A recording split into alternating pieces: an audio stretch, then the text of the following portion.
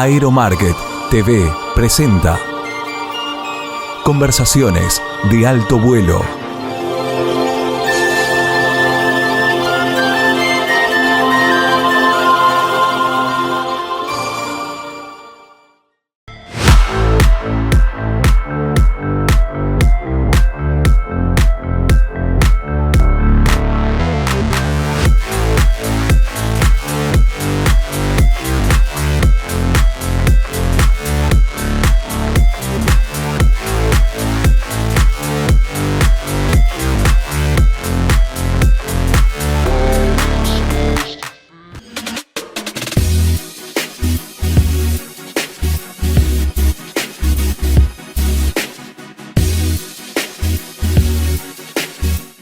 Feliz Año Nuevo. Bueno, ya estamos en el 2026 y como te prometimos el jueves pasado, este es un compilado de las entrevistas del año pasado, debemos empezar a decir el año pasado, que creo que es también muy significativa como lo fueron las del 2025 que presentamos hace una semana.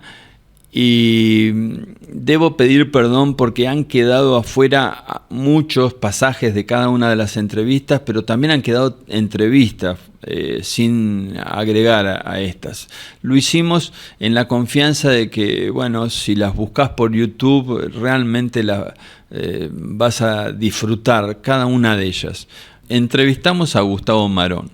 Gustavo Marón fue administrador nacional de aviación civil en la primera parte de este gobierno que pulverizó tantos funcionarios en pocos meses y lamentamos que no haya tenido más tiempo para desarrollar su plan de trabajo y haya habido tantas barreras para que él no pudiera volcar su conocimiento profundo de la aviación. Fíjate, hemos escogido unos tramos que tienen que ver con lo que es la aviación civil para él, pero también hablamos de otras cosas que son tremendamente significativas, que son sus libros. Los libros de Gustavo hoy ya son internacionales. Te va a contar lo que hizo, lo que piensa sobre la aviación, pero también te va a contar lo que ha ocurrido en su vida como escritor.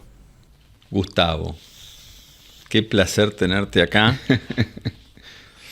Gracias por la invitación. Es un honor en serio, porque a lo largo de un año, nosotros hemos tenido varias conversaciones privadas. Tengo el gusto, me considero amigo de Gustavo. Amigo es una palabra que yo cuido mucho. Es una gran persona, discúlpame, pero es así, sé que te molesto. Creo que nadie que te conozca puede decir otra cosa.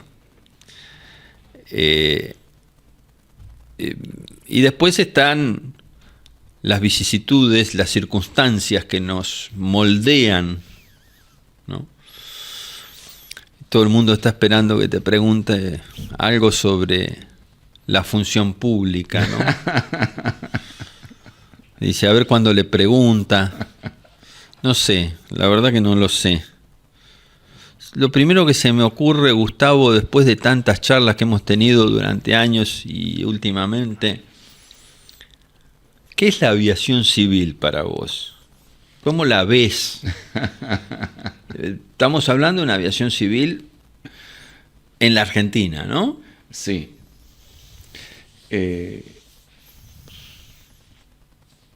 Gracias por permitirme expresarme. Gracias por la invitación. Verdaderamente me honra. Tu pregunta es una pregunta que a mí me llega muy personalmente. ¿Por qué? Porque es el eje de torsión en torno al cual ha girado mi vida. Desde lo emotivo, desde lo actitudinal, desde lo profesional, y también desde el estudio, desde el análisis, desde el aprendizaje, la investigación. Entonces yo no sé bien desde dónde responderte, qué es la aviación civil. voy a hacer una aproximación a la aviación civil argentina y luego con algunos pantallazos la vamos a conectar con la aviación civil a nivel mundial. La aviación es en sí misma un micromundo, un mundo que tiene peso específico propio, historia propia, personajes propios. Podría dar para un abordaje enciclopédico, como han hecho muchos autores, que se agota en sí mismo. Incluso es un tractor, motor genuino propio de la economía.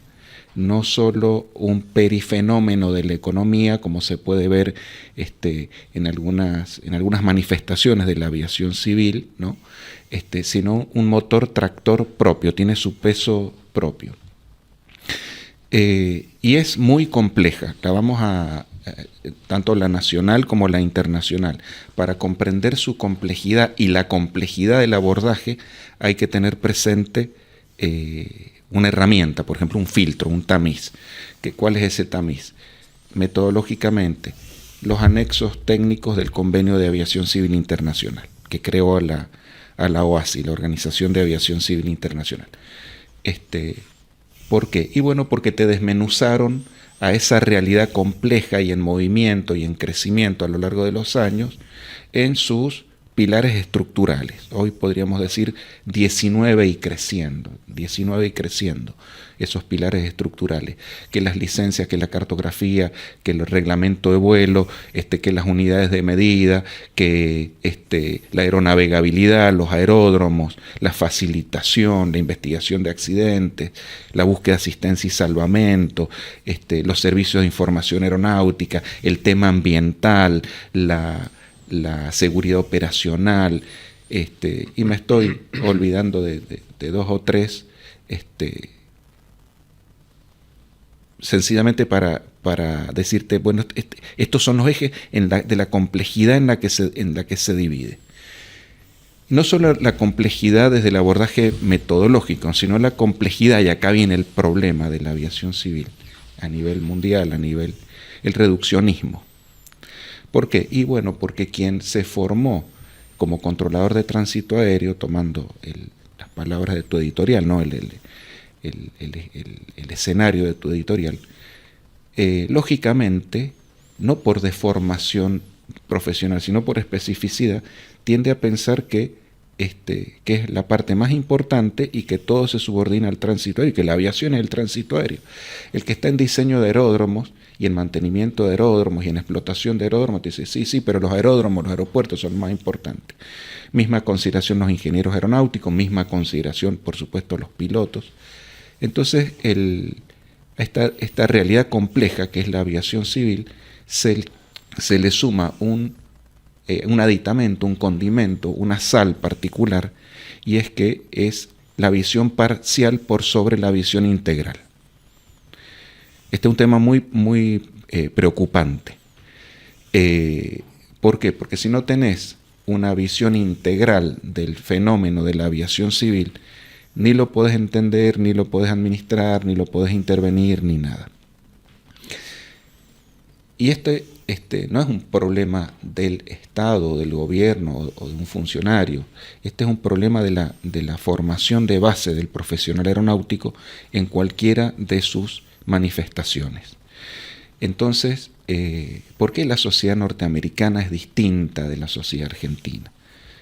Bueno, porque la escuela es distinta de la escuela argentina. La formación de los estudiantes, de los niños del jardín de infantes, el origen, la historia, la cultura. Exactamente, son fenómenos culturales. Entonces vamos al fenómeno cultural aeronáutico. La formación aeronáutica carece de base de la visión de integralidad en cualquiera de los estamentos de formación. El del piloto, el del mecánico, el del controlador, el del despachante de aeronaves, el del ingeniero aeronáutico, el del futuro diplomático funcionario. Entonces, si a eso le sumás otros fenómenos propios de esta realidad dinámica, bueno, se te convierte en muy compleja / inmanejable. Esa es que es la aviación civil, entonces, para mí, una realidad muy compleja, muy rica, muy objeto de investigación, inagotable, esta es la parte objetiva. La parte subjetiva es mi vida. O sea, yo no concibo ni tengo recuerdos de la infancia para este lado que no tenga de manera protagónica, de manera intensa, de manera existencial la aviación en el medio. En el contexto de la desregulación hay más normas que antes. Entonces, esto es un oxímoron. ¿Por qué? Porque en el medio está el principio de reglamentarismo. Y van a venir muchas normas más. Entonces, esta contradicción te genera una tensión. Pues no basta decir en una norma, ya no se requiere esto o se desregula aquello. Si en ese combo vienen 50 artículos que te van pintando distintas cuestiones de panorama. Vale como actitud, incluso en muchos casos vale como resultado, pero en la semisuma vos tenés que, bajo el paradigma de la desregulación, tenés más normas dando vuelta en el mercado. Y digo el mercado porque eso es lo que te está viendo el inversor, el usuario. El gran ausente de esto, en muchos casos, es el propio usuario, el último consultado, el no consultado. Contame un poco, vamos a ir viendo, sobre estos libros que escribiste. Yo tengo la versión de castellano, pero me mandaste algunas portadas en inglés. Yo sí no conocía esta relación, ¿no? Que te habían pedido publicarlo ya en idioma, por decirlo de alguna manera y con todo respeto por mi querido castellano, un idioma universal en materia aeronáutica como es el inglés, ¿no? Sí, tengo que hacer... Ponelo cuando quieras. Una aclaración. Bueno, esa es la versión que vemos en pantalla, es la versión en inglés de Juliet Tango November, el caso del avión carguero argentino de transportes aéreos rioplatense derribado en 1981 en Armenia. Hago una aclaración que me parece muy importante. Yo soy civil, mi formación es civil, el 99% de mis investigaciones han girado en torno a lo civil. Sin embargo, parece que interesa lo militar. Entonces me llamaron para reproducir las poquitas publicaciones sobre contenido militar que he tenido. Hago la aclaración porque mi cuño profesional y de análisis es claramente civil. Perdóname la interrupción, que prometo a veces no hacer y la hago. La portada que vimos recién es un rediseño ¿Es un rediseño? Sí, es correcto. Es un rediseño de la portada. ¿Que la hizo la editorial? La hizo la editorial es un dibujo particularmente Tom Cooper. Fíjate qué interesante esto que te cuento. Es investigador. Poneme la portada, ahí está. Es investigador, es artista, dibuja perfiles. Middle East War. Sí, este libro es parte de la serie de Guerras en Medio Oriente, que te agarra desde el conflicto de la independencia israelí, la guerra de desgaste, la guerra de los 6 días. Tienen 20 libros de esa serie. Entonces, conflictos en el Medio Oriente, ha sido la última o penúltima aparición de la editorial Elion. Inmediatamente, se vendió bien. Creo que por eso me convocan para la publicación de los segundos, de los siguientes títulos. A ver qué tenemos a continuación, Luciana. Ahí tenemos ese que es un U-2. Es un U-2 de los que volaban en Ezeiza entre 1958 y 1960 haciendo espionaje nuclear por parte de la Fuerza Aérea de los Estados Unidos, y llegaban hasta la Antártida, para que la gente tenga una perspectiva, ¿no? Sobre todo, cuando digo la gente, digo la gente aeronáutica. El libro Destellos en la Oscuridad, que fue aquel que desarrollé, investigando y dando a conocer este tipo de operaciones, tuvo básicamente 2 periodos. El periodo inicial de 1945 hasta 1960, hacían espionaje con B-29, con distintos otros aviones. Este es el ícono porque es el ícono del espionaje a nivel mundial. ¿Llegó a operar un avión de esos acá? 2, de manera permanente, en Ezeiza, en Tandil también, y hay registros de operación incluso en Tierra del Fuego, a donde iban desarmados en la bodega de un carguero, un Globemaster. La segunda parte de el libro original, Destello en la Oscuridad, fue partido en 2 para incrementar los contenidos entre este y el que le sigue, A ver, el que sigue, que cubre las operaciones ya en Mendoza de Martin General Dynamics RB-57, que es el avión que se ve en la portada. El principal, hacían espionaje también con KC-135 de este Boeing. es Latin American War. Correcto. El Cold War. Estos libros pertenecen a la serie de Guerra Fría en América Latina, porque son segmentos de las distintas batallas que se dieron o distintos sucesos de tensión en América Latina que tuvieron, en el caso de la Argentina, la presencia permanente de la Fuerza Aérea de los Estados Unidos haciendo espionaje. El tercer libro que viene es la continuación de Destellos en la Oscuridad. Destellos en la Oscuridad, recordemos, los dos libros que acabamos de ver son las versiones en inglés expandidas. Esos son los 3 libros que te publicó la editorial de Cooper. Elion, es correcto. Y este es el que ya está terminado. Dios mediante lo vamos a estar anunciando. Va a tener su aparición el 24 de marzo del año que viene, intencionalmente. De eso no se habla, es la continuación de las operaciones aéreas de la Guerra Fría en la Argentina entre el año 75 y el 91, es el fin de la Guerra Fría. Este libro que está aquí. Ajá. ¿Por qué de eso no se habla? Con un Pucará en la tapa. Un Pucará en Tucumán, bombardeando posiciones del ERP, del Ejército Revolucionario del Pueblo. Porque hay todo un tabú que ya veníamos viendo en el libro anterior, en el desarrollo del libro anterior, respecto de lo que pasó en el periodo de Guerra Fría en la Argentina del 75 en adelante. Nos visitó el doctor Fernando Dosso varias veces, nos ha visitado a lo largo del 25 y antes, cuando empezamos con una forma más precaria con estas entrevistas. Fernando realmente tiene una visión muy profesional como abogado que es y como conocedor de la aviación de transporte, a la cual ha servido desde cargos oficiales, pero también ha representado empresas, o sea que conoce los 2 lados del mostrador y es muy significativo lo que nos dijo. Finalmente veo que se ha podido concretar, al menos desde los lineamientos políticos generales, lo que fue la ambición prácticamente de toda mi carrera.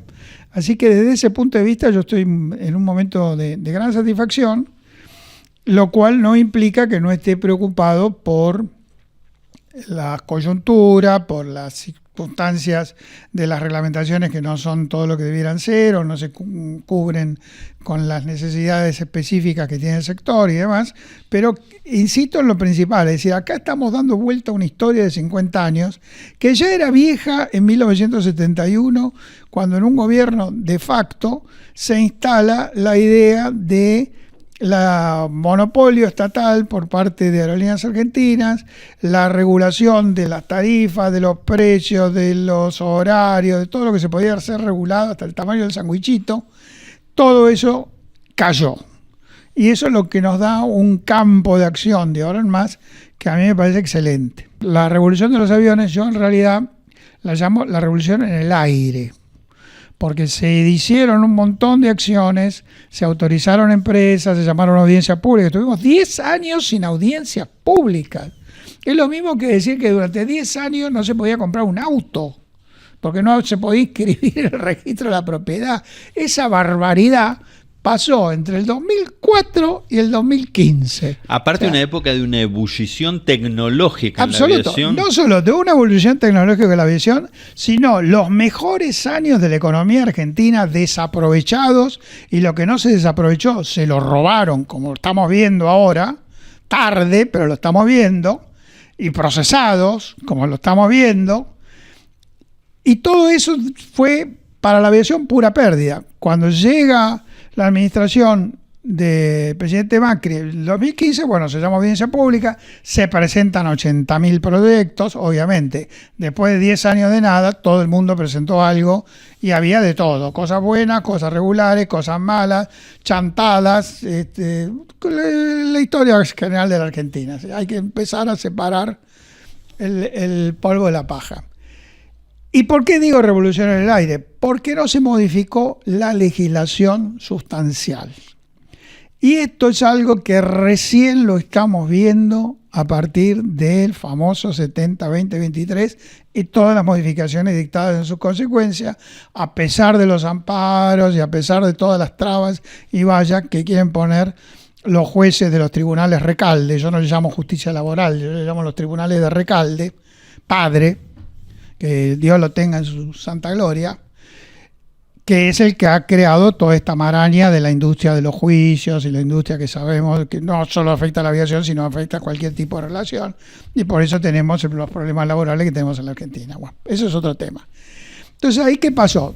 Volvimos, una vez que terminó el gobierno de Macri, volvimos para atrás con todo, y hasta tratamos de retrotraer la historia a través de un famoso decreto 870 y pico, de diciembre del 21 o 22, 877, sí. Un disparate absoluto que salió entre gallos y medianoche, precisamente en medio de la fiesta, para que nadie se diera cuenta que era un retroceso a lo más terrorífico de la 19.030. Bueno, todo eso se terminó. Por eso, esto que se está haciendo ahora es por primera vez empezar el edificio por los cimientos. Y los cimientos, en el campo del transporte aéreo, particularmente por el carácter de reglamentarismo que tiene el derecho aeronáutico y que tiene la aviación, todas son reglas, les guste o no les guste, técnicas y jurídicas. Recién ahora se está haciendo porque hemos empezado por derogar el principal inconveniente. Modificamos el Código Aeronáutico, por supuesto hay errores. Derogamos de paso la ley de gravedad porque metieron el espacio aéreo, metieron en un solo concepto superficie y volumen, con lo cual, bueno, lo que hay es un problema que no saben física y no tuvieron geometría en el secundario, pero bueno, esa es otra historia. O incluyen las aguas adyacentes dentro de donde se ejerce competencia del Código Aeronáutico cuando las aguas adyacentes no están reconocidas, otro error porque tampoco están reconocidas en Chicago, o confunden tarifa con precio como si fueran sinónimos, cuando una cosa es tarifa y otra cosa es precio. Tarifa es precio y condiciones, no es lo mismo. Bueno, dejando de lado todo eso, sí, se facilita, primero y principal, se cambia el concepto de nacionalidad. Para cualquier cosa había que ser argentino. Ahora lo que hay que tener es la sede y asiento principal de los negocios y actividades en la Argentina. Y no interesa la nacionalidad. La nacionalidad es un adicional y sí interesa que el domicilio legal esté acá. O sea, que yo tengo un sujeto imputable en todo caso o detectable y responsabilizable y verdaderamente identificado para cualquiera sea la actividad aeronáutica. Y eso es un avance. Como es un avance la utilización de aeronaves de matrícula extranjera, haber eliminado todo el tema de la certificación, es decir, no necesitamos que la aeronavegabilidad argentina nos diga que un Boeing 747-200 es aeronavegable, porque ya lo dijo la Boeing hace 40 o 50 años o 60 años. Más la FAA, más la FAA, más la Europa, más todo el mundo. Entonces, bueno, me trae el certificado validado y punto, se acabó. Terminemos con la franela. Y al mismo tiempo se han aligerado una serie de trámites porque se ha pasado de una administración burocrática, papelera, de escritorito por escritorito, a una administración que se maneja a través de informática y de presentaciones que se hacen, por supuesto, con la categoría de declaraciones juradas, pero de manera electrónica, con lo cual hemos avanzado Cuando funciona... 200 años. Que funcione o no funcione, bueno, eso depende de los proveedores de la informática, que también ahí tenemos nuestro problema, porque es otro monopolio que algún día va a haber que meterse. Y el que lee la pantalla. Sobre todo si los que van a prestar el servicio son la misma compañía, ¿no? Es otro tema, digamos. Pero bueno, por suerte está Starlink algún día. Todo Llegará. eso no va a depender de la autorización de nadie. Otra vez la juventud que afortunadamente se viene con todo. Una de las entrevistas, de las conversaciones que tuve con 3 muchachos, que la verdad que fue una de las que más entusiasmo me dieron cuando la vi, porque veo que lo que viene detrás es muy potente. A quien entrevistamos es a Franco Martín, a Franco Rodríguez y a Matías Rossi. Y fíjate lo que ellos piensan de la aviación, de nosotros los que somos mayores, y la pujanza que tienen para que la aviación crezca como corresponde y como merece. Los 3 tienen una carrera profesional aparte, ¿no? Y bueno, ¿se van a dedicar a la aviación como principal? ¿Vos ya lo dijiste? Yo actualmente es una incógnita. Yo de momento estoy priorizando mi carrera, digamos, profesional por fuera de la aviación. Me gustaría en algún momento quizás hacer algo, digamos, del lado del software para la aviación. Pero actualmente estoy comprometido más que nada con la carrera académica y profesional por fuera. Aunque sí me gustaría alcanzar, digamos, seguirlo por el costado. Quizás ser instructor, pero siempre, o por lo menos por ahora, dejando en primer lugar a lo académico profesional. Bueno, lo bueno es que tiene objetivos claros, eso quisiera destacar de él. Y como charla de café, así distendemos un poco la conversación. Cuando estábamos conversando, antes de entrar acá, que nos estábamos conociendo con los chicos, lo que yo le comentaba a él, que está en esa etapa inicial como piloto privado, es que siempre busquemos, los jóvenes que nos están escuchando, que busquen una alternativa profesional para poder tener una salida laboral. Para poder sostener la actividad. A mí me pasó algo muy particular. Mi padre, piloto de gendarmería, un tipo bastante duro, que lo llevo siempre en mi corazón, está conmigo presente, por suerte, lo tengo todos los días, hablo con él. A mí no me inculcó mucho la actividad aérea, como que me quiso sacar de ahí y promulgar el tema de la actividad universitaria. Y una vez que vio que en la universidad más o menos crecía, fue como negociando, entre comillas, conmigo el hecho de, bueno, a vos te va bien en la facultad, yo te voy a acompañar, pero ojo, no me falles acá, porque si me fallas acá, yo no te acompaño en esto que te gusta tanto. Y bueno, y de esa manera pude ir creciendo, y cuando terminé, que hubieron momentos que me dieron ganas de dejar la carrera, etcétera, no es mi idea estar adentro de una oficina. Por suerte siempre cuando terminé las 2 carreras, administración y contador, le pude decir a mi papá, bueno, acá tenés los 2 títulos, déjame seguir con mi camino, y así fue, cumplió él con su palabra, yo cumplí con la mía, y de esa manera pude crecer, y los primeros trabajos relacionados a la actividad aeronáutica fueron primero de la mano con la carrera universitaria, no por la carrera. Pilotos hay muchos y en nuestro estadio también hay muchísimos. Tenemos que destacarnos por esas cuestiones particulares que nos hacen cada uno. Por eso yo te felicito por la carrera que no es fácil, y bueno, al colega también felicitarlo. Así que bueno, me parece que eso es lindo de destacar de esta conversación, y que no todos en este ambiente se destacan por eso, y hay que resaltarlo cuando pueda decirlo. Pues a veces nos da como vergüenza decir como no, van a pensar que soy un oficinista y no soy piloto. No, destaquémoslo, porque es algo que verdaderamente el estudio universitario marca una diferencia, y tenemos que utilizarla para bien en lo laboral. Sí, y me parece a mí que más allá de la diferencia, no solo en si se quiere, en el perfil profesional, también me parece que facilita mucho después lo que es la comprensión de los conceptos. Cuando uno tiene nociones, bueno, yo estudio ingeniería, ¿no? Pero cuando uno tiene ciertas nociones matemáticas o físicas, después hace mucho más fácil todo lo que es el estudio de los aspectos teóricos del vuelo. Tal cual. Sí, a mí, bueno, en mi caso muy similar, pero muy similar a lo tuyo. Yo recuerdo que cuando comencé tenía justo la edad y mis padres siempre me dijeron, nosotros te vamos a apoyar en lo que vos quieras, no hay ningún problema, pero te vamos a apoyar. Que no significa viene todo por nuestro lado, es nosotros te apoyamos, te lo tenés que ganar vos. Y recuerdo que así digamos, de esa manera fue como inició toda mi carrera y me dijo, quiero que estudies algo, yo no sabía qué, entonces, bueno, ¿en qué era bueno, entre comillas, en el colegio? En lo contable. Entonces, bueno, inicié la carrera de contador y a los 18 años estaba entre la aviación, la contabilidad, y les dije a mis padres, no, me voy a dedicar a contador, voy a conseguir un trabajo, trabajando, estudiando, desde las 7 de la mañana hasta las 11 de la noche, todos los días, tomándome el tren, el subte, llegando cansado a mi casa. Y siempre teniendo en la cabeza el objetivo de, cuando termine de la contabilidad, me voy a dedicar a volar y voy a llevar a cabo las dos actividades de manera paralela.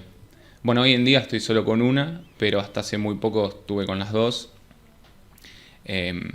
Pero así fue como se dio todo y siempre me dijeron...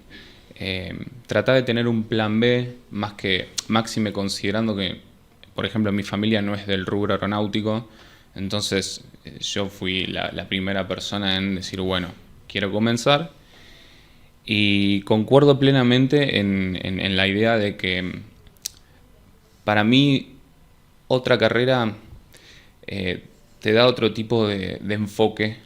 La idea principal es que los programas se actualicen, ¿sí? Que las personas sientan la necesidad de mantenerse actualizado constantemente. Eso por el lado de la profesionalización del piloto más longevo, por así decirlo, por utilizar algún término. Pero después, por el otro lado, hay muchas cosas que aportan también, que es la experiencia. Ni hablar. A mí me ha pasado de volar con alumnos o pilotos que vienen con 50, 60 años y a mí no solo me aportan sus experiencias de lo aeronáutico, de la vida, sino que te transmiten consejos que hoy en día no lo ves. Por ejemplo, ayer volé con un señor que está siendo ese alumno y tiene 66 años, o sea, y ayer me dice, te doy un consejo, sé feliz, haz lo que te gusta, no molestes a nadie y disfruta de esto. Y vos decís, ¿quién te va a decir esto? ¿Un joven? ¿No? Yo, no sé, me lo dijo él. Pero te enseñan esas cosas. La gente mayor, digamos. Sí, es hermoso. Yo lo disfruto mucho. Eso por el lado de lo que es la manera personal, el tratamiento. Pero en cuanto a lo profesional, estar actualizándose constantemente. Es para mí... Yo creo que está muy bueno lo que dice Franco. Tengo dos ideas, una positiva y una negativa para los dinosaurios. La positiva es que nosotros no vamos a tener todas las oportunidades de la vida para cometer todos los errores que cometieron todos. Entonces, si escuchamos y entendemos un poco los errores y el consejo es que sean un poco más sinceros en el sentido de admitir los errores para poder enseñar y ser lo suficientemente maduro como para decir, me equivoqué, no soy perfecto, y bajar los niveles de misterio que tienen el vuelo en todas sus instancias, el vuelo instrumental, el vuelo en gran altura, el vuelo en condiciones meteorológicas complicadas. Todo tiene su solución y nadie es indispensable en esta tierra, nadie es el más iluminado del mundo y vivió todas las experiencias de vida y por haber, que hoy en día nosotros, que con esta edad y esta instancia que estamos tratando de meternos en el ambiente, a veces nos encontramos en mesas donde no se nos pasa la vista por los ojos, donde no existimos, donde parece que volaran solos algunos. Entonces, eso a veces a mí me genera como un cierto... Me pongo a pensar en decir, ¿cómo hago para llegar a ese mensaje que te dio ese hombre que te dijo, trata de ser feliz, trata de no hacerle daño a nadie, cuando a veces en el ambiente en el cual vos estás trabajando tenés un problema con un ente, tenés un problema con otro ente, para no nombrarlos, ¿no? Y no generarle ningún dolor de cabeza a ninguno, me refiero a los entes con los cuales tenemos cotidianeidad, los administradores de los aeropuertos, las autoridades de policía y demás, migraciones, aduana, con todo el aparato burocrático que está detrás. Entonces tratar de bajar un poco los niveles de conflictividad para hacer un poco más amena la tarea. Entonces, como desafío, yo lo desafío a esos dinosaurios que nos están mirando ahora a que bajen los niveles de misterio, a que traten de simplificar un poco lo que es la actividad aeronáutica y abrir un poco las puertas, que nadie quiere ir a moverle las sillas y hacerlos caer, que ese es el gran miedo que ellos tienen. Y a veces cuando recibimos instrucción en distintas instancias del vuelo, ya sea en la tierra, por comunicaciones, por permisos de tránsito, por cuestiones meteorológicas, por lo que el momento acontezca, tratemos de bajar y escuchemos a ese hombre que te habla a vos. Seamos felices, tratemos de hacer al otro el bien. ¿Por qué tenemos que estar todo el tiempo metiéndole el dedo en el ojo al otro para que aprenda? ¿Ese es el medio para hacer aprender? A mí me parece que no. A mí me parece que el medio es generar un contexto ameno en el cual el alumno, el piloto, el copiloto, el que sea que esté, pueda desarrollarse y pueda mostrar con sus falencias, sus errores. Nadie es perfecto, no digo que va a crecer una flor perfecta en cualquier ambiente, pero creemos las condiciones para que más o menos sea un estándar. Sí, a veces uno se siente, como digamos, rechazado por algunos entes justamente que rodean a la actividad aeronáutica, por ejemplo, al querer ir a conseguir una firma o al cometer un error.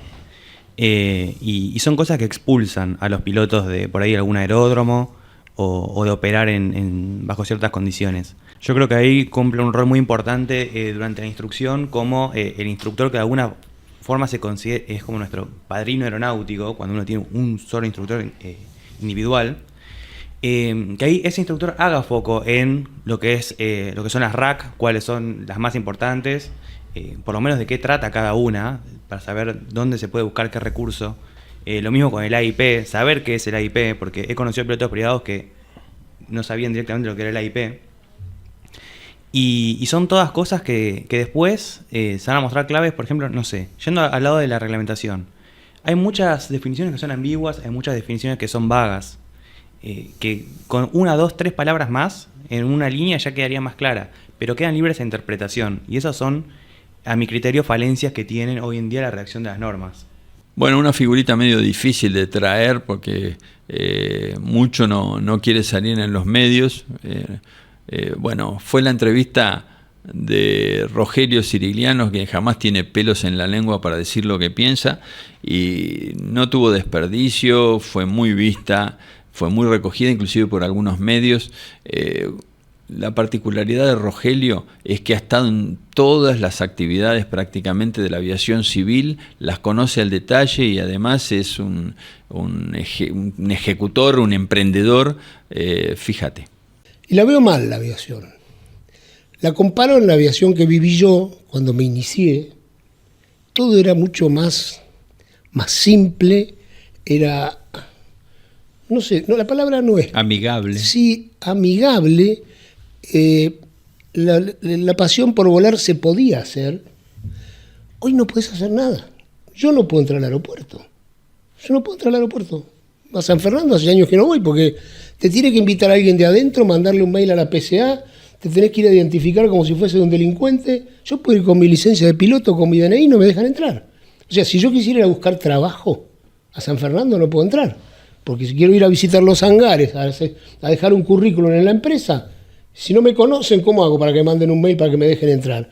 Bueno, han tomado el sistema aeronáutico por asalto entre la PCA, los funcionarios de ANAC, todos los que conocemos, gente muy inoperante, prepotente, ineficiente y desconocedora del negocio. Y si vos te pensás con 25 años menos, 30 años menos, y te dicen, como te dijeron alguna vez, quiero hacer una empresa, una 135, Sí, 135. Y el escenario es el actual, no el que tuviste, sino el actual. Porque el tuviste ya era jorobado, pero el actual. ¿Qué le decís a quien quiere invertir? No lo aconsejo. Tenés energía de 30 años menos, ¿eh? Bueno, está bien. Y no tenés resuelto tu situación económica totalmente. Está bien, sí. Me tengo que poner la mochila al hombro, pero claro, yo entré a trabajar en una empresa muy grande cuando tenía 26 años. Te puedo decir cuál era, se llamaba Bacerías Bragado. Había comprado un turbohélice. Sí, famosas. Había comprado un turbohélice cuando yo entré. Y bueno, cuando me empiezo a familiarizar con los papeles, el avión no lo habían transferido porque lo había comprado en leasing. Y el avión que tenía de antes se lo habían vendido a un tipo que tampoco lo había puesto a nombre de él, estaba a nombre de la acería. Digo, che, hay que ordenar esto porque... Bueno, sí hay que hacer la transferencia del avión. No sé, eran $800.000, había que pagar el IVA.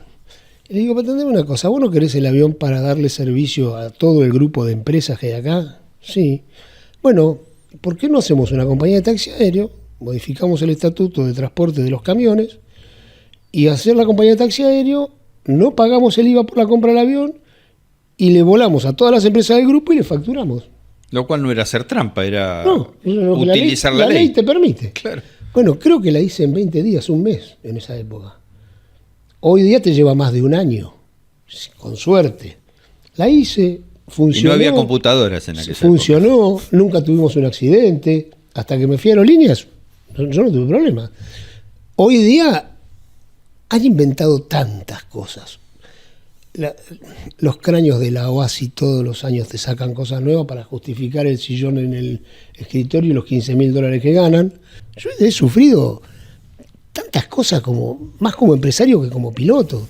Un día tengo que prescindir del director médico porque hizo algo que no me gustó con un paciente, entonces contraté otro. Llamé a Córdoba y le digo, a ver, ¿cómo hago para que no se me caigan los permisos de transporte aéreo sanitario cambiando el director médico y los equipos? Me dice, el director médico lo puede cambiar, los equipos tienen que comprar de misma marca y modelo.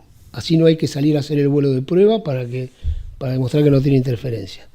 Compré todos los equipos de misma marca y modelo que tenía el médico anterior, los registré, los mandé a la ANAC junto con el recambio al nuevo director médico. Me bajaron todos los permisos de avión sanitario. Cuando voy y explico, digo, ¿qué les pasa? No, dice, porque dijo el médico anterior que los equipos son de él. No, yo compré todo nuevo, acá le mandé todos los papeles. ¿Y ahora cómo hacemos? Tenemos que hacer un certificado de explotador nuevo. Bueno, a la semana, ¿qué me dijeron? Dice, vos nos podés mandar lo que te dijo el inspector de Córdoba, así te reflotamos el certificado. Ellos no lo podían hacer. Compartimientos estancos que no pueden... Y bueno, y mientras tanto yo estuve 10 días sin hacer vuelos sanitarios, por errores de ellos. La normativa de vuelos sanitarios, digamos, que a veces me han dicho que fue medio como elaborada de medida por quien la elaboró, digamos. ¿Vos cómo la ves? La normativa, sí. Sí, a ver, una vez que estás habilitado, supuestamente no te molestan más. Te tenés que habilitar, tener todos los equipos. Lo que pasa es que volvemos a lo mismo, no hay personal idóneo. Claro. Acá vos tenés un avión, querés hacerlo sanitario, tenés que importar la camilla generalmente de Estados Unidos. Se hace con un STC, que es un programa de modificación del avión de algo. Y se instala la camilla. Y ibas a la DNA y tardabas más de un año para que te den los papeles y que digas si está apto para sanitario. Porque la camilla tiene que estar anclada al avión, tiene que soportar 9G y qué sé yo. Ahora entonces te convenía, comprabas el avión en Estados Unidos, le comprabas la camilla, le hacías el STC en Estados Unidos por $2.000 y el avión ya venía con la camilla incorporada, ya era parte del avión, como si fuese un motor. Bueno, pido la habilitación del avión a la ANAC. En la época al poco tiempo que dejó de ser del CRA, una vicecomodoro médica, la doctora Goethe, no me daban bola. Que me vengan a inspeccionar el avión, yo estaba en el aeroparque. Logro contactarme con el jefe del departamento, que es el que hoy es el presidente del Servicio Meteorológico Nacional. Y voy y le explico. Y digo, che, yo tengo un avión ahí de $2 millones y no me vienen a inspeccionar. No puede ser que yo... Bien, arregla. Dice, bueno, venga a inspeccionar. Vine, arregle con Civiliano para ir a inspeccionar el avión. Bueno, entonces, el avión no había que inspeccionar, había que inspeccionar los equipos. El avión ya tenía la camilla con el STC.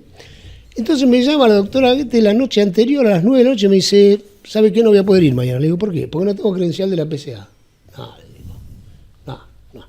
Usted venga a las 8 de la mañana, que yo tengo un vuelo de pasajeros, la voy a poner como pasajera, la voy a hacer entrar para que vaya al hangar a ver los equipos, hable con los médicos y me den la habilitación, yo no puedo esperar más.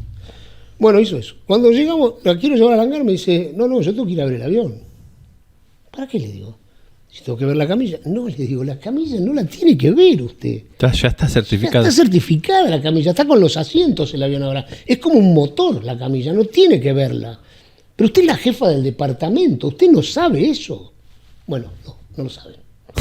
Bueno, ¿qué quiere que te diga? Eso me costó que después me quitaran el certificado de sanitario cuando cambié el director médico y los equipos. Te pasan la factura. Sergio Stornini es una persona para mí muy querida, un amigo, con quien participamos muchas veces en vuelos, hace ya varias décadas. Sergio se mantiene en actividad, es uno de los pilotos que también hace combate del fuego y compartió con nosotros realmente cosas, pasajes de su vida profesional muy interesantes. Escogimos alguno y te lo mostramos. Gran parte hoy de tu trabajo desde hace mucho tiempo está vinculada al fuego. Sí. Contanos un poco esta experiencia del fuego, desde el punto de vista de cómo te fuiste incorporando y todo lo que has visto o enriquecido profesionalmente, te ha enriquecido el control del fuego, por llamarlo nada más. Bueno, en realidad yo llego medio fortuitamente. Yo volaba con el señor Roemers. Ellos venden un helicóptero, generalmente le venden un helicóptero a Marcelo Scaramelini. En ese momento Marcelo compra el helicóptero, pero no tenía, digamos, no había un piloto, bueno, no tenía todavía formado no tenía su staff, con lo cual me pide si yo lo podía, digamos, acompañar en sus primeros pasos con el helicóptero. Obviamente, ¿quién se puede negar a eso? Y todavía no estaba muy claro, en realidad. Ellos habían tenido una incursión con el tema de fuego, con 407, pero no con 412. Y yo, en realidad, me incorporo más que nada como para apoyarlo con el tema del 412, en una actividad que yo no me había gustado, pero me había gustado como cuando uno mira una actividad que también en ese entonces todo lo que tenía que ver con el fuego lo manejaba generalmente, los contratos eran con Fuerza Aérea, con Ejército. No había empresas civiles de helicópteros que apoyaran al Sistema Nacional de Manejo de Fuego. Lo cual se genera un hito importante, porque a partir del momento que se incorpora el 407 y el 412, empiezan a surgir contratos de la mano, bueno, también de Marcelo y de Gabriel Cesar, que es el gerente de operaciones de Hasfly, contactos con ese momento, creo que el Ministerio de Seguridad o Ambiente, no recuerdo bien. Y bueno, y empieza civilmente a incorporar a civiles en el uso del helicóptero, o los helicópteros civiles, ¿no? Quedan de lado los contratos con Fuerza Aérea y con Ejército, y bueno, y empezamos a generar un camino que también para nosotros fue nuevo, era una actividad que yo hasta a veces dudaba, porque a mí me llega en un momento, digamos, de no plenitud física, ¿no? Digamos, por ahí es una actividad... ¿Es exigente? Físicamente exigente. Sí, a ver, es el corolario, ¿no? de lo que es la actividad militar. O sea, es lo más parecido a un combate. Es un combate. Estás llevando brigadistas a lugares complicados, donde tenés fuego, donde tenés llama, donde los lugares no están preparados, donde hay que preparar el lugar, donde una vez que dejaste al brigadista, que después en cualquier momento hay que ir a buscarlo, que pueden ser situaciones también extremas. En ambientes también donde de golpe te encontrás con que tenés humo, donde hay fuego, donde no sabés si el fuego te puede llegar a afectar, te puede cambiar las performances de la aeronave, porque cambia la densidad, te está cambiando la densidad. lugares donde vos llevaste a gente en un lugar y el fuego avanza y tenés que ir a buscar a esa gente o cambiar el lugar. O sea, es lo más parecido a una situación de combate. Y después, eventualmente, ya cuando uno pone el helibalde, también acercarse con técnicas que hay. Obviamente uno... tiene que haber obviamente una evaluación de técnica de seguridad y ¿no? Donde uno pone en juego todo lo que fue aprendiendo en su vida profesional, ¿no? Costo, beneficio, seguridad, dónde, si vale la pena, no vale la pena, bueno, si está afectado, porque también hay que considerar que uno también está ayudando a gente que por ahí está abajo, que puede perder su casa, que puede perder sus bienes, ¿no? O bueno, ni que hablar de vidas, ¿no? Entonces la verdad es un combate. El entrañable Roberto Neiras. Cuando me sugirieron entrevistarlo, yo no lo conocía a Roberto, lo llamé a Mendoza, me dijo, bueno, cuando vaya por Buenos Aires paso por tu estudio y grabamos. Me encontré con una persona deliciosa, pero además, cuando la entrevista salió al aire, ¿qué te voy a decir? El cariño de las personas que me hicieron llegar saludos para él o que le hicieron llegar a él saludos y su afecto, es impresionante. Escúchalo a Roberto, te va a gustar. En mi casa los asientos, las sillas eran cajones de manzana. Trabajaba en la calle, vendía globos, juguetes. ¿De dónde nace esto? Porque en casa, en esa época, ¿qué iba a pensar uno en aviones? Estoy hablando del año 60. Y indudablemente algo había, porque cuando salgo del 6º grado en aquella época, primero inferior, superior, segundo, había unos libritos donde las maestras ponían cositas. Y una maestra, mirando un día de casualidad, dice, al futuro gran piloto, qué sé yo. Y realmente se ve que la parte aeronáutica, vuelvo a repetir, ¿qué íbamos a conocer en casa de aviones? Nada. Mi vieja no sabía leer ni escribir, le enseñaba yo.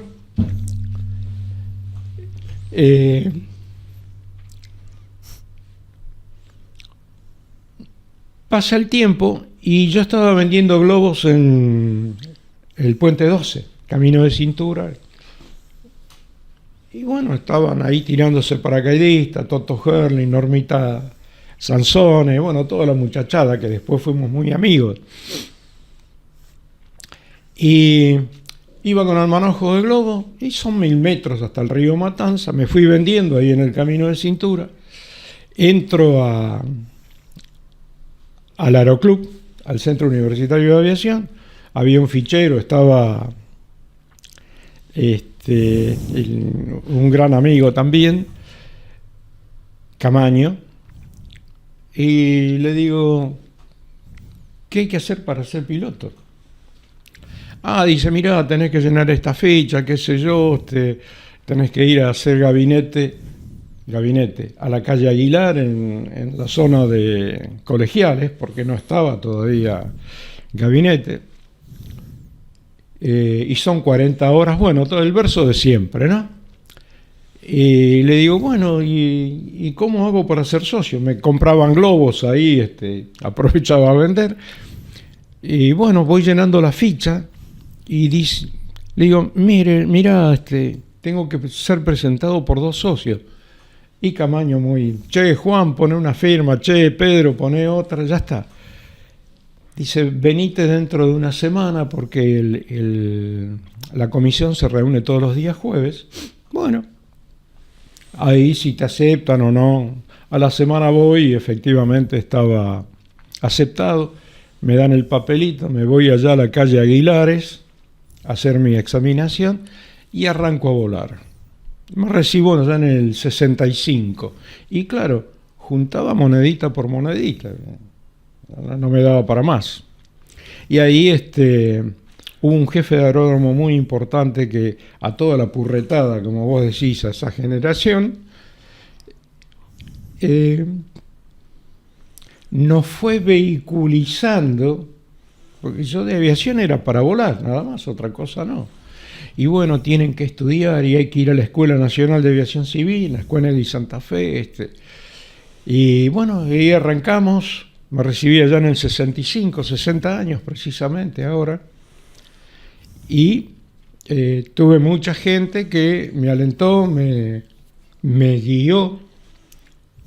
Y bueno, una cosa fue trayendo la otra. Y... Este año que pasó, creo, ya estamos en 2026, pero todavía no sé si para este momento vamos a tener claro el panorama, pero se eliminó la comercial de primera. Reunimos a Paco Falabella, que nos acompañó de nuevo, a Marcelo del Sastre, y desde España nos contó un poco cómo es la cosa en Europa, Pablo Citro. Creo que es una entrevista que nos deja muchos interrogantes sobre lo que pasa en nuestro país, pero también nos permite pensar en cómo se hacen las cosas en otras partes. Es un pasaje, pero creo que vale la pena. Míralo. Recibieron la eliminación de la comercial de primera, seguramente como todo el mundo, y después tomaron los papeles. Bueno, sí, empezamos por eso, por rumores que vos mismo publicaste previo a toda esta salida.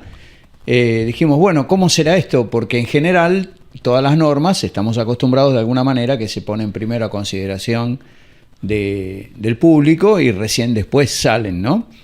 Y de golpe y porrazo nos desayunamos con esto, porque fue un desayuno, fue así, salió en el boletín oficial tal cosa, y ahí empezamos todos a ver qué era lo que había salido. Bueno, realmente celebramos que nos hayamos ayornado, que hayamos puesto una normativa acorde a lo que dicen las normas internacionales, fundamentalmente. Si la comercial de primera fue eliminada del anexo 1 allá por la década del 80, por mediados del 80, una cosa por el estilo, en la 8ª edición del anexo 1. Pero bueno, por OASI. Pero claro, empezamos a leer y realmente, como vos decías en tu editorial, ¿no? Empezamos a leer y no entendíamos nada. Porque la norma general, porque el problema no es que se eliminó una licencia, sino que se redactó de vuelta la parte 61 de las regulaciones argentinas para aviación civil, y empezamos a leer y no entendíamos nada. O sea, nos hicimos montones de preguntas, qué sé yo. Una navegación nocturna para un piloto privado en condiciones BFR. Ya ahí nomás, ni bien abrís las primeras hojas, ya empezás a decir, ¿qué es esto? ¿Cómo lo hacen? Porque el problema no es lo que vos escribas, es decir, cómo después lo plasmás en la realidad. Y ahí empezamos a tener, bueno, discusiones por supuesto con Paco, con todo el mundo, ¿no? De cómo interpretar esto, que está vigente. Lo que hablábamos dentro de los grupos. A mí también me pasó, una escuela me consulta, tengo que mandar a mis instructores a hacer los controles bienales. ¿Y qué hago? Porque llamé a la ANAC y me dijeron que no está vigente. ¿Qué hago? Y le digo, mira, lo primero que tenés que decirle es que lean. Lo que escribieron. Porque la propia resolución que pone en vigencia todo esto dice a partir de la publicación en el boletín oficial. Bueno, esto se publicó el 19 de septiembre. Así que está vigente desde el 19 de septiembre. Mirá, voy a hacer una pequeña introducción antes. Es tuyo el programa. El problema, ¿sabes cuál es? De ustedes. El problema, ¿sabes cuál es? Que la comercial de primera se fue porque el mercado nos pasó por arriba. Es decir, hace rato. Entonces, esto es lo más grave. Entonces, ¿qué hace la ANAC? La ANAC tiene una frase. No, le cuida la seguridad operacional. ¿Qué es la seguridad operacional? Entonces, hay que empezar a debatir varias cosas. Porque muchas cosas de la seguridad operacional es para cuidar las quintas adentro de la ANAC. ¿No? Este es el problema. Entonces, ¿qué pasa? Viene una norma en la cual nosotros como APRA estamos en un 80% de acuerdo. habrá que modificar, habrá que ver, habrá que perfeccionar, habrá que discutir algunos temas. Hay temas para discutir, muy técnicos. Pero la norma, lo que él decía, en la ANAC no la quieren aplicar. Los técnicos dicen, no, la norma no está aplicable. ¿Cómo no? Como dice Marcelo, está publicada en el BORA, se acabó. Hay una sola fecha que publica la resolución, que es que la caída de la comercial de primera es el 1 de enero del 26. Sí, y hay otra que fija que los cursos que se den este año y que finalicen antes del 31 de diciembre se van a tomar como válidos para acceder a licencia superior. Los artículos 13 y 16 de la no norma, que yo los publiqué textualmente ayer. ¿No? Sí. Entonces, digo, bueno, a ver, el mercado nos pasó por arriba. Ayornamos la norma, perfecto, estamos todos de acuerdo. Todos, nosotros por lo menos estamos de acuerdo. Bueno, hay que modificar algunas cosas. ¿Cómo qué? Y por ejemplo que hay que instruir a un piloto haciendo barrena. Yo te juro, yo soy instructor, estoy actualizado, tengo la bienal, todo. A mí no me pidas que haga una barrena, primero porque no estoy instruido para eso. Y segundo, que para instruir tenés que saber cómo hacerlo. ¿Y con qué máquina? Y aparte no hay máquinas. Si las máquinas son todas categoría normal prácticamente.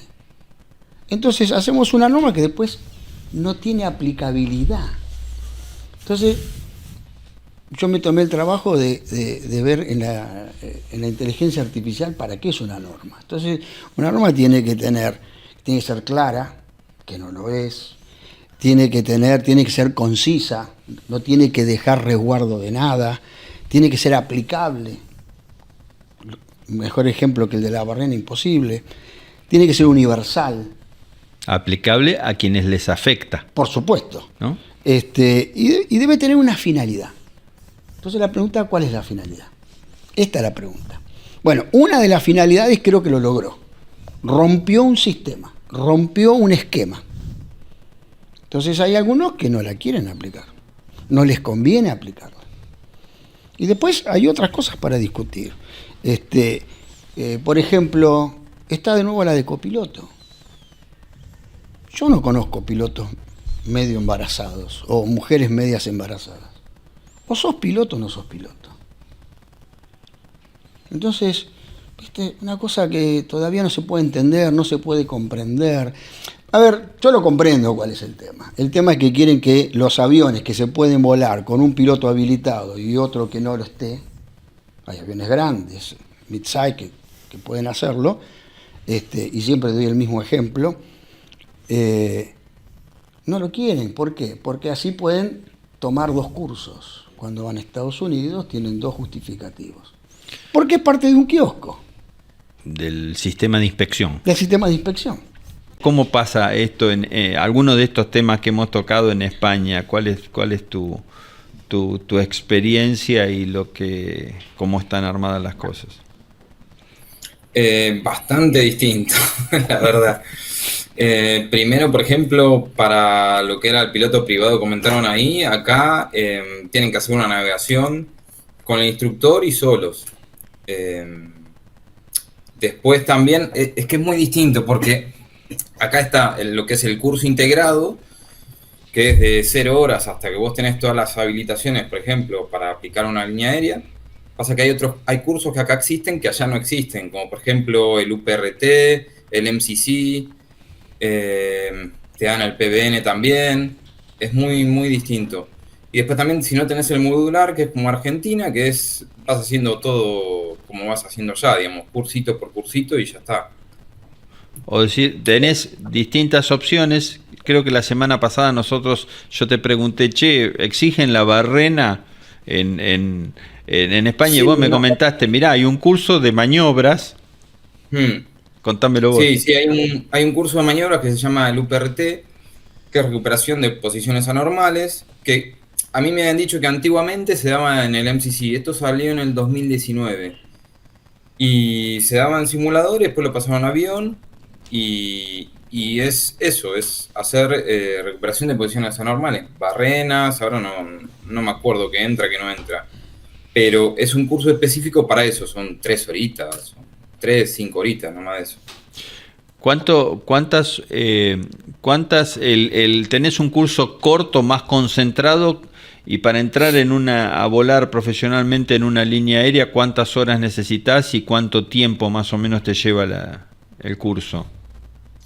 Bueno, eso de tiempos es relativo, pero a ver, si es curso integrado, acá es el gris de siempre, son 150 horas. Ahora, si es curso modular, son 200, 250.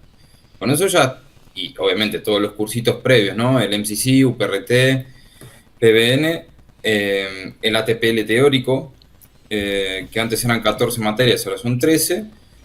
Con eso tenés el ATPL Frozen y ya puedes aplicar a una compañía o aviones de tipo, ¿no? Cuando en los 90 se empezaba a hablar de una aviación civil que estuviera fuera del control de la Fuerza Aérea, Alberto Albamonte nos ayudó a crear, él era diputado, a crear el CADAC, el Consejo Argentino de Aviación Civil, que fue la primera institución que empezó a hacer fuerza para que existiera una Administración Nacional de Aviación Civil, que no es lo que vemos, pero que fuera algo parecido a las autoridades aeronáuticas civiles que hay en otros países, en los países modernos que tienen aviación pujante. Fíjate lo que hablamos con él, y te recuerdo que Alberto es hoy presidente de la más importante cadena de hoteles, o sea que sabe lo que significa la aviación para el turismo. Durante muchos años la aviación civil estuvo bajo el control de la Fuerza Aérea Argentina, y esa idea está rondando actualmente en algunos despachos del poder de la mano de Brigadier Isaac Asique, que es el jefe de Estado Mayor Conjunto, y otros. Lo digo por mí, no quiero involucrar a nadie más en esto, pero es mi información. Bueno, hubo muchos años en que se trabajó para crear una aviación civil, lo que hoy sería la ANAC, y trabajaron muchos en este proyecto. Uno de los que dio un apoyo formidable fue Alberto Albamonte, que tiene una trayectoria impresionante porque ha sido diputado, constituyente, decime si me olvido algo, yo creo que ha sido interventor también en una provincia, ¿puede ser o no? No. Ok, pero ha tenido una gran trayectoria que todos lo recordarán, porque en comunicación creo que es un maestro, en fijar conceptos creo que ha sido un maestro, y ayudó mucho a la creación del Consejo Argentino de Aviación Civil. Yo creo que es uno de los motores de aquella iniciativa, que fue importante como antecedente para lo que vino después en cuanto a la necesidad de crear un ente civil para la Administración de Aviación Civil, y ya termino, pero que lamentablemente cuando se tomó la decisión política de hacerlo, se la tomó rápido. Es una decisión, siempre digo, correcta, rápidamente tomada y pésimamente ejecutada de la mano del kirchnerismo.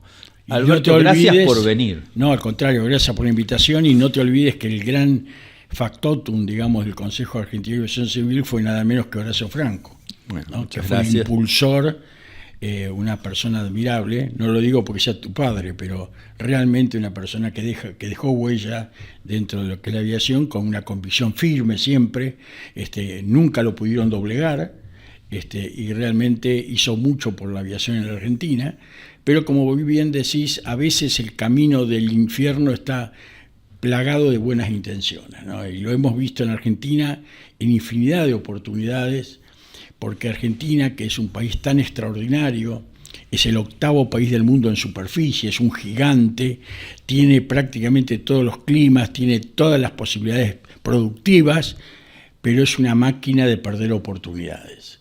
Y hemos perdido oportunidades ridículas, justamente en principio por los malos políticos, por los malos dirigentes, por los malos presidentes, por ministros que no tienen la menor idoneidad, y sin embargo por una cuestión o por otra se los designa y después, claro, por supuesto, ¿qué podemos esperar, verdad?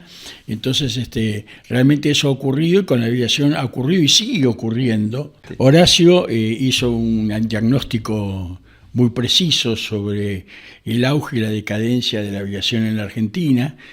Hubo una etapa de gran crecimiento, sobre todo de los aeroclubes, si bien con una medida dirigista, era una medida positiva, que era un subsidio que daba la Fuerza Aérea para que se instalaran en todo el país pistas y escuelas de aviación y demás. Las cosas increíbles que he vivido, yo hice el curso de piloto privado en el Aeroclub Argentino de San Justo, y mi instructor, que lo recuerdo con mucho cariño y admiración, fue tu instructor. Así que compartimos a un hombre como Reyes Dorado, sí, que era un gran piloto, incluso acróbata, y él, recuerdo dos palabras que me dijo apenas inicié el curso. La primera, la historia de los humanos es antes y después de volar. Esa la recuerdo perfecto. Y la otra, cuando ya estábamos por subir al avión para hacer nuestro primer vuelo, dijo: lo primero que vas a notar cuando subís al avión es que el horizonte se te agranda. A medida que se te agranda el horizonte cuando vos despegás, también se achica de alguna manera la proporción entre vos y los otros seres humanos, que apenas son hormiguitas que los ves, si es que los ves, a 400, 500 metros de altura, ¿no? Eso ya de por sí es un desafío enorme. No creo que haya muchas profesiones que los chicos no quieran haber adoptado. Lo adopta una minoría absoluta, primero porque es caro, segundo porque es difícil, pero ¿qué chico no quiso ser piloto? Es algo absolutamente natural, ¿no? Y creo que la aviación, si está en manos correctas, en manos de gente idónea, tiene todo para crecer en la Argentina. Nosotros tenemos, a nivel nacional, tenemos una cantidad enorme de empresas internacionales que vuelan a la Argentina, podríamos tener muchas más también, y después tenemos muy poco dentro de lo que es el cabotaje. Tenemos ciudades importantes que deberían...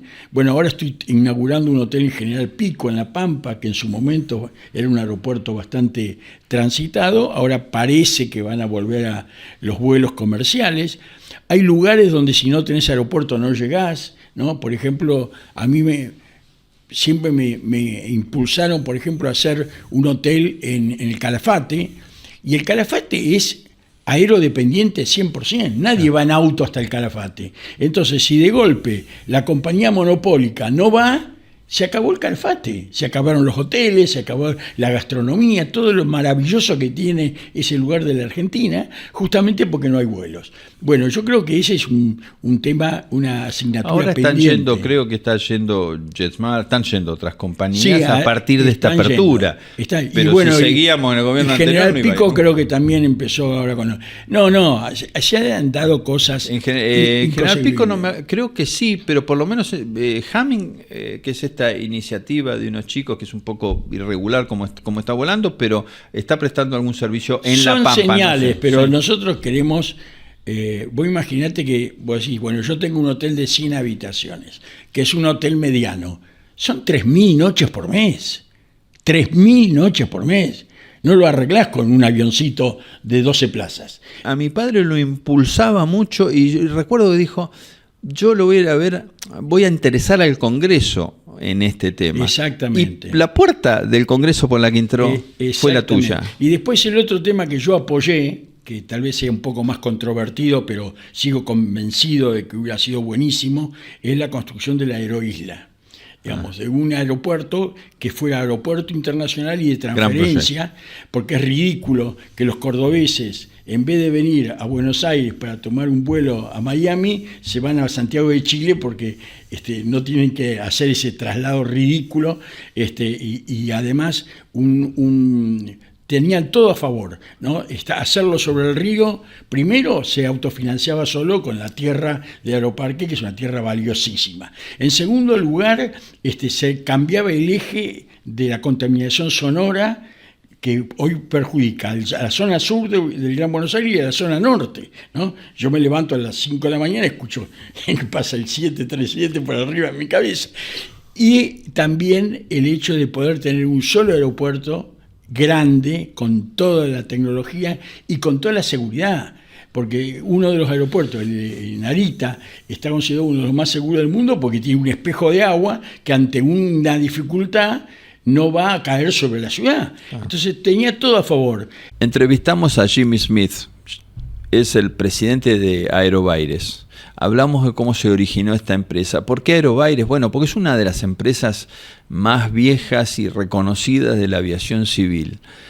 Jimmy compartió la historia desde su abuelo hasta nuestros días. Escogimos este pasaje para que vos tuvieras una idea de lo que es Aerobaires. Acordate que cada una de estas entrevistas las podés ver por YouTube cuando quieras. Hay muchas, hay como 70 o más, no sé. Creo que esta es una muy interesante. Nos van a quedar algunas que se han hecho estos últimos días. Bueno, veremos si las ponemos en otro compilado más adelante. La historia empieza con William Smith. Will Smith. Will Smith. Sí. Originalmente Will Smith allá por el principio de los 1900. 1900, que sí. Es tu abuelo. Es mi abuelo. Yo soy tercera generación.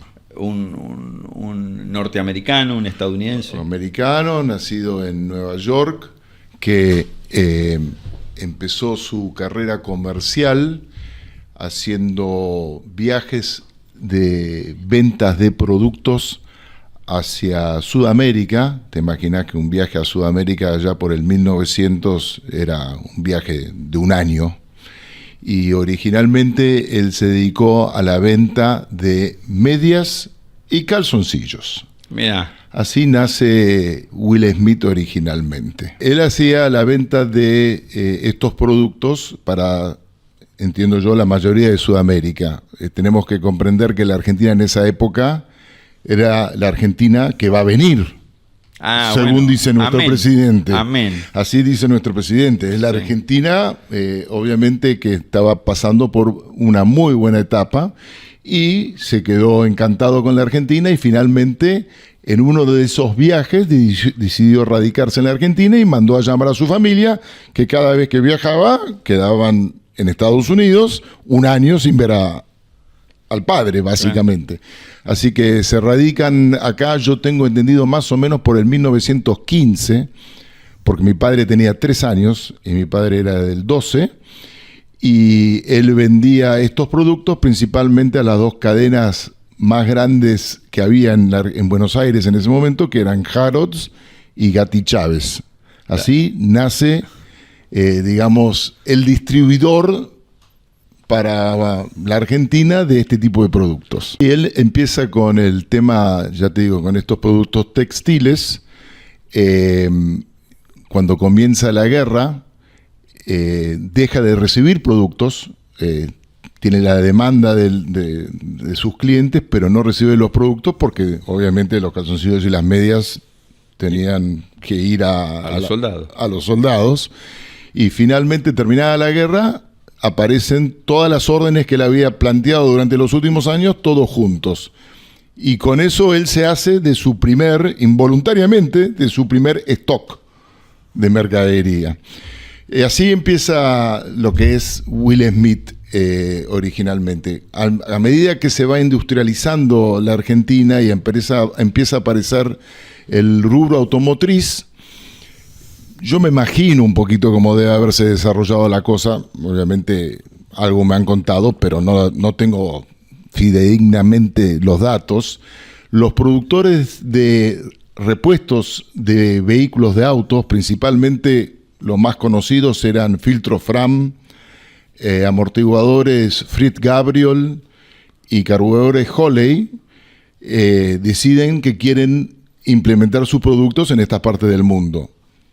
Buscan un importador que está acostumbrado a importar cosas de Estados Unidos a este país. Y así empieza a nacer la parte automotriz de Will Smith, que después se expande inclusive a un rubro un poco más industrial, con válvulas de trampa de vapor para los hornos de refractarios, la empresa Carborundum con las piedras que se usan básicamente en la industria y químicos, sellantes de alta temperatura, y se abre también un sector industrial de Will Smith. O sea que Will Smith nace con un rubro textil que obviamente después desaparece porque la industria textil argentina empieza a evolucionar, y después pasa a la parte automotriz y la parte industrial y química. Y eso sigue durante varias décadas con ese formato. Que no eran distintas unidades de negocios, todo estaba bajo Will Smith. Todo era Will Smith y tenía, sí, eran diferentes unidades dentro de Will Smith. Inclusive llegó a tener oficinas en Rosario, en Mendoza, en Córdoba. O sea, Will Smith era una empresa bastante volcada a nivel nacional y con bastante... Era muy conocida. Yo muchas veces me he encontrado con gente en el mundo y mencionando el apellido, sobre todo a la gente mayor, me han dicho, yo le compraba a Will Smith tal o cual cosa. O sea, eso ocurre. Y en el interior estaban, sí, había oficinas en Mendoza y en Rosario y en Córdoba, que eso es lo que recuerdo por ahora. Will Smith era cero aeronáutico hasta ahí. Es que hasta ahora no hablamos nada de aviones. Es que no existían prácticamente aviones civiles de este porte en esta época. No, nada de aviones. No sé si ni siquiera se subía a un avión comercial en esa época, porque recién más adelante empieza a aparecer el tema de los aviones comerciales. No, nada de aviones por ahí. ¿Y cómo llega entonces ahí? Yo creo que llega más por una iniciativa de los fabricantes de los aviones que por iniciativa de Will Smith. Cuando, ya ahora entrando en marcas, vos sabés que Beechcraft originalmente era una fábrica que tenía 3 propietarios que después se abrieron. Cessna era el señor Cessna era socio del señor Beech y el señor Lear también. Clay Cessna. Claro. Y la empresa, si mi memoria no me falló, o lo que me han contado, no, mi memoria no, yo no estaba, no mi memoria. Si la historia que tengo correcta es que la empresa se llamaba Travel Air. Okay. Y así eran los aviones que se fabricaban. Eventualmente se dividen los 3. No sé muy bien el motivo por lo cual la ciudad de Wichita terminó siendo la meca aeronáutica. Quiero pensar que había algún tipo de beneficio impositivo o algo por lo cual todos terminaron ahí. Porque bueno, Travel Air estaba en Wichita, se abre Beechcraft, o se abre el señor Beech, se abre el señor Cessna y se abre el señor Lear, todos en Wichita, y por eso Wichita hoy es básicamente, a posteriori viene Boeing inclusive a Wichita, pero es el lugar de especialidad aeronáutica. Bueno, volviendo a la parte Beechcraft empieza con los productos civiles después de la guerra. El Super 18 era el producto y el Bonanza primordialmente. Cuando deciden, sobre todo el Bonanza creo, ir internacional, o sea, a exponer sus productos al mundo, empiezan a buscar distribuidores. Y creo que por lógica siguen una línea automotriz. O sea, se deben haber de alguna forma, me imagino que el mundo era chico, las comunicaciones no existían, pero al ser el mundo chico todo era más fácil. Se habrán comunicado con alguno de la parte automotriz y hicieron un tour. Lo interesante de esto es que muchos distribuidores de esta zona del mundo fueron todos nombrados en la misma época. O sea, hicieron como un tour los gringos a buscar distribuidores. Entonces, qué sé yo, el de Uruguay tenía más o menos la misma época que la de Argentina, el de Chile también, y fueron nombrando distribuidores en todos los países. Y así nace la pata aeronáutica en Will Smith de Beechcraft. ¿Y cómo encara tu abuelo, no sé si ya tu padre, el negocio? Creo que ya estaría mi padre. Estamos hablando ya ahora, bonanzas, 40 y pico, 45, 50. Ya mi padre era nacido en el 12. Creo que él tenía más entusiasmo por la parte aeronáutica que mi abuelo. Desconozco qué edad tenía mi abuelo en a esa época, pero ya debe haber sido una persona más grande, y creo que esta decisión y quien apoyó la parte aeronáutica fue más mi padre que mi abuelo. Me parece que mi abuelo nunca se involucró demasiado en la parte aeronáutica. Ya creo que estaba más cerca de el irse que el de empezar algo nuevo. ¿Y eso ya sí fue como una unidad aparte de Will? O no, primero siguió llamándose Will. No, hasta el año... Will Smith tuvo la representación de Beechcraft hasta el año 69. O sea que estamos hablando 20 años. En ese momento se desarrollaban las actividades aeronáuticas en el aeropuerto de Morón, que era una circunstancia bastante rara. El aeropuerto de Morón, Ezeiza, tengo entendido que no existía aún, era el aeropuerto de ingreso a la República Argentina y era una logística un poco diferente para poder entender en el contexto actual. Sí, yo creo que Ezeiza se hizo en la década del 40, pero Morón había sido el Ezeiza de hasta entonces, y era el gran aeropuerto internacional de nuestro país. Sí. Sí, pero lo interesante es que los talleres aeronáuticos, que cual ya existían algunos, Wolkoff, Will Smith y qué sé yo, estaban fuera del predio del aeropuerto. O sea, había una calle municipal entre el aeropuerto y el taller aeronáutico. Entonces, ¿cómo llegaba en esa época el Bonanza al taller? Porque hoy sería imposible, insoniable, pero en esa época se abría una tranquera, se cortaba el poco tráfico que habría en esa parte de la ciudad en ese momento, y el avión cruzaba la calle municipal e ingresaba al taller. Ese era el movimiento estándar en esa época. La calle a la que se refiere es Fray Santa María de Oro. Actualmente es esa calle, ¿no? La que está cuando se entra en la parte civil del aeródromo, es la que está, digamos, lateral al predio. Y bueno. Y el predio aún hoy existe y es de Aerobaires. Los lotes y bueno. Siguen siendo propiedad de Aerobaires esos mismos lotes. Eran 8 lotes, creo que son 6 ahora. En ciertos momentos se les dio a algunos empleados algunas partes de los lotes, pero en definitiva los lotes están.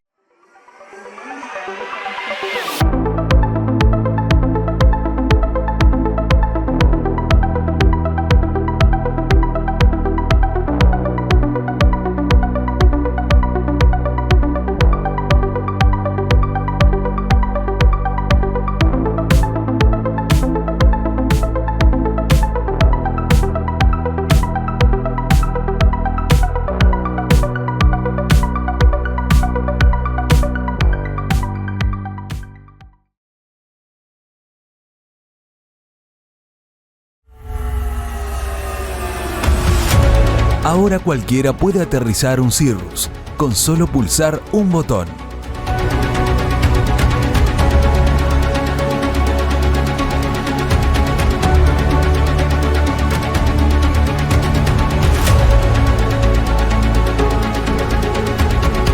Luego del aterrizaje, hay que esperar a que la hélice se detenga y salir.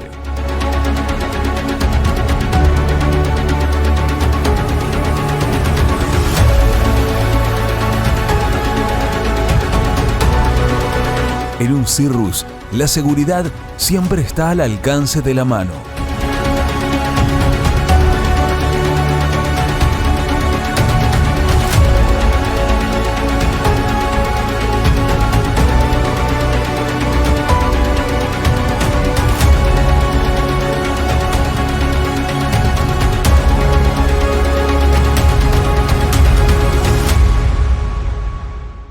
Bueno, esto fue parte de lo que hicimos en 2025. Espero que te haya satisfecho, que te haya gustado, entusiasmado para seguirnos como programa. Ponele un like, un comentario, algo que quieras hacerle llegar a los entrevistados, no sé. YouTube te da la posibilidad de participar de nuestros programas con estas cosas que además nos ayudan, cuando son críticas positivas, nos ayudan mucho a crecer, así que te invito a que lo hagas, no te olvides aunque sea un dedito, nos sirve. Bueno, mi nombre es Luis Franco, me conocés, dirijo Aeromarket, que son varios medios de aviación, y bueno, yo te necesito y necesito contarle a ustedes permanentemente lo que voy observando en la aviación y las noticias que voy recogiendo en los rincones, en los pasillos y en todas partes donde transcurre el vuelo en civil en la Argentina. Chau. muy feliz año nuevo.